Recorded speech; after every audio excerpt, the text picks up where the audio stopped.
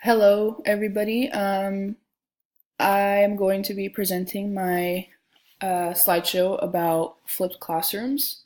My name is Olivia Tuikjian, and I'm a freshman at Laverne. Um, Regular classrooms, which is what pretty much everybody has now, is what you see structured in a basic classroom. The kids go to school, the teachers teach their lessons, and they do classwork activities during class time to learn the content. Then they go home and they do their homework. But the problem is the students can't get the help on their homework. Some of the kids are not being pushed as much as they need to if they are higher level learners and thinkers. Also, the kids that are falling behind are not getting one-on-one time with the teacher. And this is problematic because, not everybody's going to be at the same level and everybody can't get the push or the extra help that they need. Um, However, this is somewhat of a good plan for a classroom because the students don't have a choice but to sit there and learn the content. Whereas if it's in a flipped classroom, they could, just not be learning the content at home by themselves and they could be waiting for the next day, the teacher to explain it to them. But regular classrooms, kids are also not getting as much one-on-one time as they would in a flipped classroom. So this could be somewhat problematic, but it has its good parts to it as well. Flipped classrooms are exactly that. They're flipped. The teacher posts videos of the lessons online, and then the kids come back the next day, and during their class time, they work with the teacher and do different activities.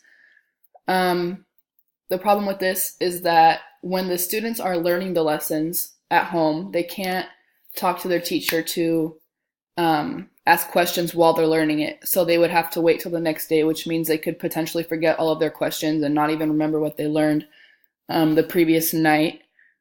This could also put students at different levels because, some of those kids are getting the extra push and some of them are not getting that help. But this was also an issue with the regular classrooms.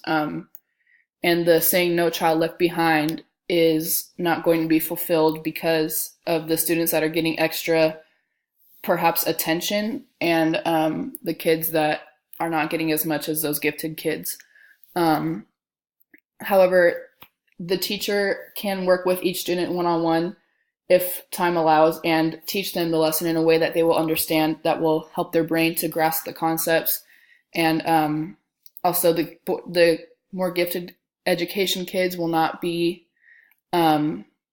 bored while learning while learning the lessons because their teacher's going to be pushing them onto higher level thinking. But again, that could be a problem. Personally, I do agree with both of the classroom structures, and if there was like a happy medium, I would love to be able to use it in my classroom eventually. I think it's good for kids to be connected to their teachers and work one-on-one with them.